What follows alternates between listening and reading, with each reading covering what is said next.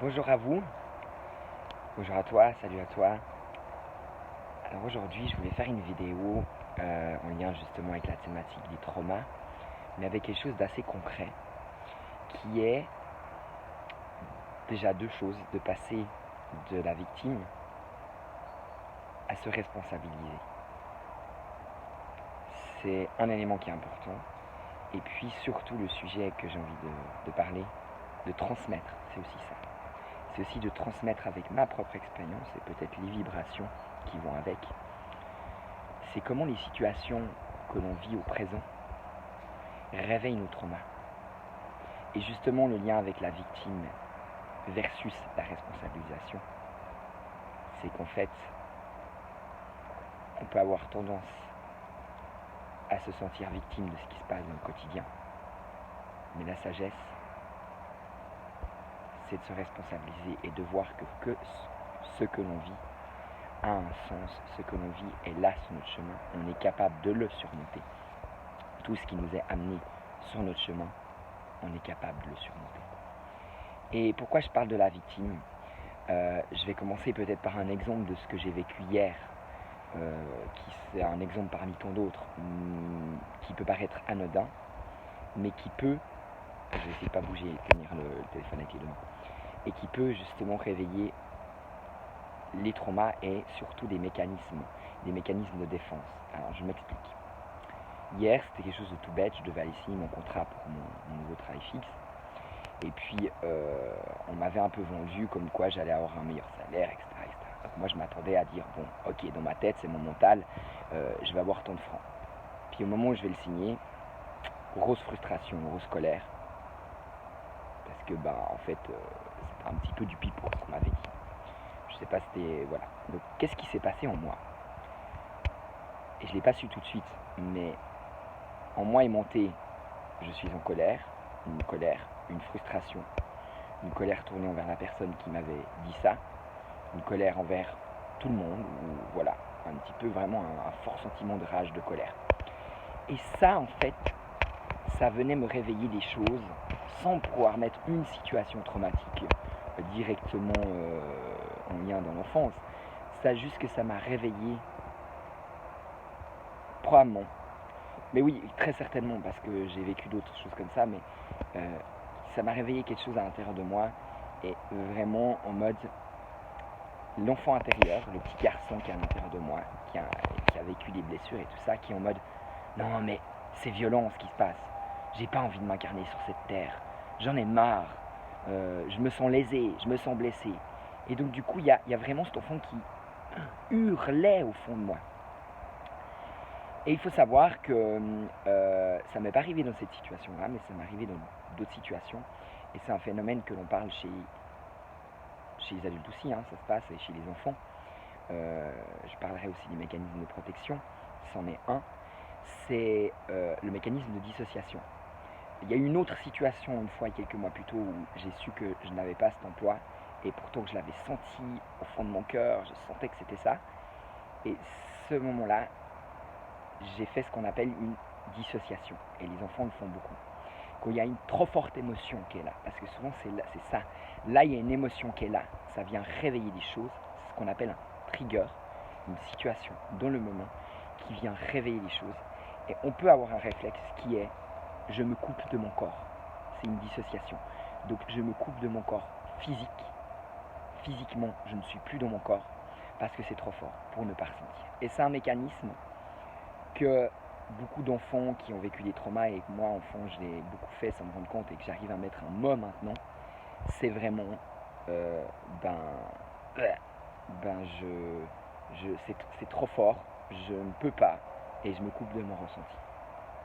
Ça demande adulte, hein, c'est là où j'en viens, c'est un mécanisme de défense, de protection, qui était sain durant l'enfance, disons, qui était utile durant l'enfance face à trop d'insécurité, d'instabilité, de violence, trop d'émotions, trop de choses que l'enfant ne savait pas gérer.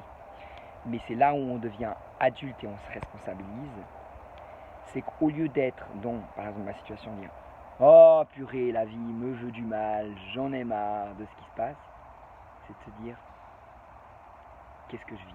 et de mettre déjà un mot sur ce qui se passe. qui m'a aidé dans la situation il y a quelques mois à m'enlever de la dissociation, la première étape, et là aussi hier, c'est je suis en colère, je suis frustré, et j'ai le droit d'être en colère. J'ai le droit de me sentir frustré. J'ai le droit d'être triste. Première étape. Chez l'adulte, chez l'enfant, ça veut aussi dire accueillir quand on est un parent ou quand on est un éducateur. Accueillir cela chez l'enfant. Laisser un espace pour que l'enfant s'exprime. Il peut être en crise dissociative, c'est très violent. Il peut être en crise, il peut n'être plus là, plus réceptif, juste d'être avec lui. Chez un adulte, c'est nous-mêmes qui responsabilisons notre enfant à l'intérieur, qui pleure, qui est blessé. Et c'est de mettre même une main sur le cœur et dire « Je suis là. Je suis là pour toi. Je t'écoute. Je suis là avec toi. » C'est important d'aller dans ce sens. Donc premièrement, c'est ça. Deuxièmement, ça peut être, de ce que je vis en ce moment, d'aller en forêt, d'aller en nature, d'aller dans un espace où on se sent sécurisé, où on se sent bien, où on se sent soutenu aussi par ce qui est invisible. Et c'est d'aller vraiment crier, faire ce qui fait du bien, pleurer, aller crier cette colère, aller l'expulser. Parce que quand on expulse ce qui se passe, par exemple cette tendance avec la colère hier, c'est que j'ai une tendance à la réprimer. Donc au lieu de dire mais moi je suis pas très d'accord, on m'avait dit ça, bah je l'ai réprimé. C'est pas grave, parce qu'il y a encore la culpabilité qui pourrait venir derrière en disant ah ouais mais j'ai pas réussi à m'exprimer. Voilà. Tout ça est là. Et qu'est-ce que j'en fais avec? Ben je l'exprime d'une certaine manière. Ça peut être par des mots, par un autre langage, par des hurlements, et c'est ce que j'ai fait ce matin, ce qui fait que ma voix elle est un peu rauque aussi, mais ça a fait du bien. Ça a libéré un peu. Et quand je libère ça un petit peu de ce qui est dans ce moment-là et de ce que je vis, je libère aussi des choses du passé. Parce que cette situation-là, elle est en lien avec des choses du passé où je n'ai pas forcément réussi à l'exprimer. Et plus je le fais, plus c'est facile de le faire. Et plus ça vient de manière spontanée. Voilà. Donc c'était un peu ça. C'est de dire qu'il y a une situation dans le présent. Des fois, il y a des situations plus explicites. Je vois par exemple un enfant qui a des traumas liés à l'eau. Je connais pas très bien pourquoi, mais je vois que par exemple prendre une douche, c'est un calvaire.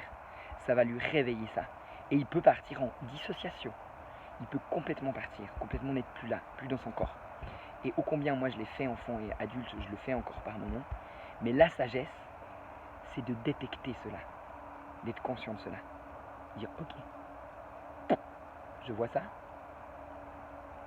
Quelle émotion je vis à l'intérieur de moi. Donc revenir à l'intérieur de moi. Pas évident qu'on n'est pas dans son corps, mais de mettre un mot. Je suis en colère, je suis triste, je suis frustré. Encore plus loin, j'ai le droit de. J'ai le droit de me mettre en colère. Ça c'est important. J'ai le droit. Parce qu'on peut arrêter d'éduquer en mode la colère c'est négatif, c'est mal. Non, ça fait partie de notre humanité. Donc j'ai le droit de revenir dans ma vulnérabilité. Que je sois un homme, que je sois une femme. Et je coucoune mon enfant intérieur. Donc c'est là où je parle de responsabilisation. Parce qu'on peut très vite aller dans le fardeau de victime. La vie me veut du mal, j'ai pas le bon salaire, j'arrive pas à toucher, j'arrive pas ci, j'arrive pas ça. Victime. Énergie, vibration de victime.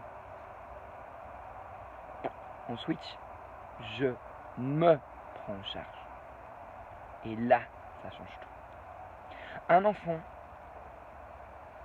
c'est différent. Parce qu'un enfant, il ne peut pas totalement se prendre en charge. Il est en plein développement. Il a besoin de figures, d'autorité, j'aime pas trop le mot, figure parentale ou figure éducative, d'adultes qui l'aident dans ce chemin-là. Donc un enfant, on va jouer le rôle d'adulte qui va aider à prendre soin de son enfant intérieur, jusqu'à, idéalement, et c'est pas ce que la société fait, mais à l'éduquer, ou en tout cas, idéalement que le système éducatif apprenne à l'enfant de se prendre en charge. Et on est dans une société, particulièrement en Suisse, où on materne vraiment Vraiment, vraiment. On a l'impression des fois d'avoir 30 ans et puis d'être materné encore. Enfin, il faut pas faire ci, il faut pas faire ça, nanana, mais je suis assez grand pour savoir ce qui est juste pour moi. Voilà, c'est aussi une forme de... J'ai un peu un rejet en moi, mais c'est aussi une forme d'organiser la société, mais il y a des fois un extrême. Voilà. Donc c'est vraiment de voir que comment une situation dans le moment présent, parce que c'est le niveau du moment présent, va réveiller quelque chose qui va engendrer des émotions qui, lorsqu'elles sont trop fortes, c'est une manière de synthétiser tout ce que j'ai dit, vont réveiller les mécanismes de défense. Ça peut être une dissociation. Certaines personnes parlent d'un autre mécanisme qui serait de se déréaliser, ça veut dire que c'est aussi ça, c'est une fuite dans le monde spirituel, c'est-à-dire que c'est bien de se nourrir de la spiritualité, du monde spirituel, c'est important, mais une tendance à fuir, donc du coup je vais plus être là, donc je vais juste rester avec mes dragons, mes elfes, ce qui est très beau, hein, et j'y crois vraiment, ces énergies-là et tout ça, mais pas en permanence, voilà. Et un enfant il a aussi besoin de monde imaginaire, c'est aussi ça qui est important. Mais je vois aussi cette tendance en moi, c'est que quand je vis des choses qui sont un peu lourdes et un peu difficiles, je vais avoir tendance aussi à aller dans une inertie par exemple. Mon énergie elle va vraiment descendre et puis je vois des fois que je m'occupe d'enfants puis que c'est un peu trop lourd, bah, je vais tendance à dire j'ai pas envie de faire ça, et puis je vais un peu dans mon enfant qui est blessé. Puis c'est ok. Et c'est de se dire que ces situations-là, elles me veulent pas du mal quand elles viennent. Elles sont juste là pour aller guérir ces choses-là à l'intérieur. Et c'est ça l'amour qu'il y a. Et c'est ça que j'avais envie de dire par ce message. Donc voilà. Je crois que j'ai tout dit un peu ce que j'avais envie de dire et c'était venu ça ce matin. C'est peut-être pour donner un sens et un partage à des personnes qui pourraient vivre ça, puis dire mais tout d'un coup pourquoi je me sens pas du tout dans mon corps. Voilà, ça c'est une manière de voir les choses. Peut-être ce que je spécifie parce que j'ai aussi discuté avec une amie, pas forcément de ça, mais c'est ça qui me vient, c'est que on peut aussi avoir des traumas des fois tellement lourds que inconsciemment, c'est un mécanisme de protection extrêmement extrême, on va les nier ces traumas. Donc on va aussi nier ce qu'on a vécu et aussi nier ce qui se passe. Et c'est ok, mais c'est aussi de dire, ben voilà, à un moment donné, on pourrait se dire non, non, mais moi j'ai pas vécu trop choses trop lourdes. Parce que quand on parle de trauma, on se dirait, ben j'ai pas vécu la guerre, j'ai pas vécu ci, j'ai pas vécu ça. Mais une simple négligence, une simple maltraitance qui peut paraître anodine, ça peut réveiller un lourd trauma. Donc c'est aussi ça. Ne nions pas ce que l'on a vécu et ce qui est engravé dans notre corps, parce que c'est engravé dans notre corps. Voilà. J'espère que cette vidéo pourra vous être utile. N'hésitez pas à la partager, n'hésitez pas à en parler, parce que je sens que c'est une thématique qui est très importante. C'est quelque chose que beaucoup de personnes vivent et qu'on ne se rend pas compte de l'impact que ça a dans le quotidien. Parce que plus on se libère de ça, plus en fait notre quotidien devient plus doux, plus harmonieux, en fait, c'est ça. Et on arrive à mieux gérer nos émotions. Mais c'est aussi ça le cadeau qu'il y a derrière. C'est que maintenant, quand je vois ça, ben, j'apprends à exprimer, à expulser, à trouver ma manière de. Et c'est une énorme sagesse. Parce qu'avant, j'ai jamais appris à gérer mes émotions, à exprimer mes émotions. Et maintenant, au jour d'aujourd'hui, j'y arrive. Donc c'est magnifique. Voilà. Ciao, ciao et plein d'amour.